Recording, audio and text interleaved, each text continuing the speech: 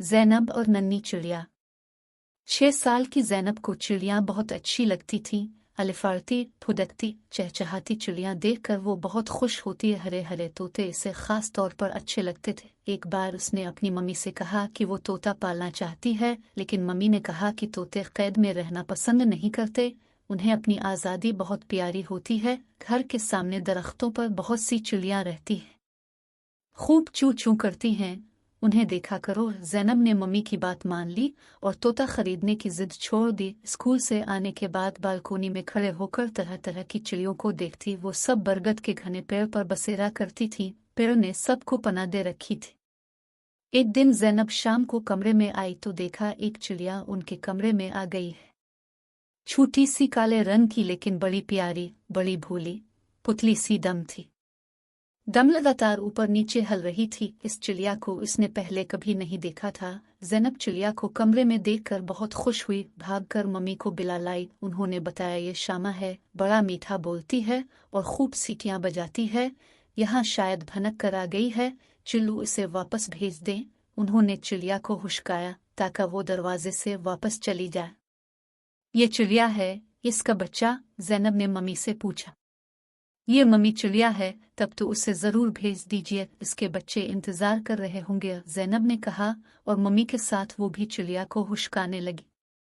चिड़िया कुछ घबरा गई थी। शाम गहरी होने से उसे दिखाई भी कम दे रहा था।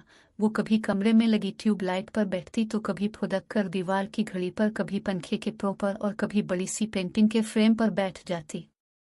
ज़ैनब और उनकी मम्मी ने लाख कोशिश की, लेकिन वो दरवाजे की तरफ गई ही नहीं। दरवाज़ा बालकोनी पर खिलता था और वो इधर ही से आई थी।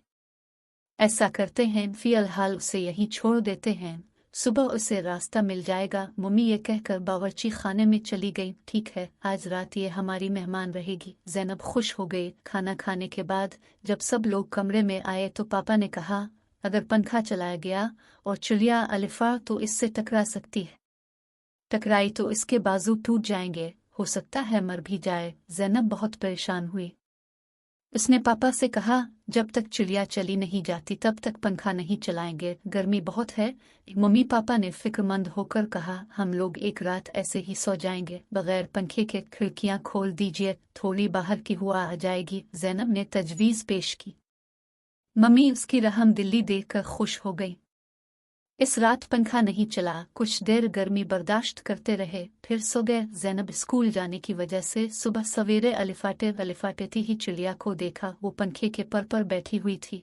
अच्छा हुआ जो पंखा नहीं चलाया, तो उसने खुश होकर कहा। मम्मी ने चिड़िया को फिर हुश्काया। इस बार वो थोड़ा सा ही उधर उधर अलिफा। जल्द ही उसे दरवाज़ा नजर आ गया। वहां से अलिफाड़ कर वो बालकोनी से निकली और सीधी पेड़ पर जा बैठी। जाते जाते उसने बड़ी मीठी सीटी बजाई। मम्मी, वो कह रही है थैंक यू। ज़ैनब ताली बजाकर बोली, अब इसके बच्चे खुश हो जाएंगे कि मम्मी आ गई। वो जल्दी जल्दी स्कूल जाने के लिए तैयार होने लगी। क्लास में सबको चिड़िया की कहानी सुनाने की जल्दी जो थी।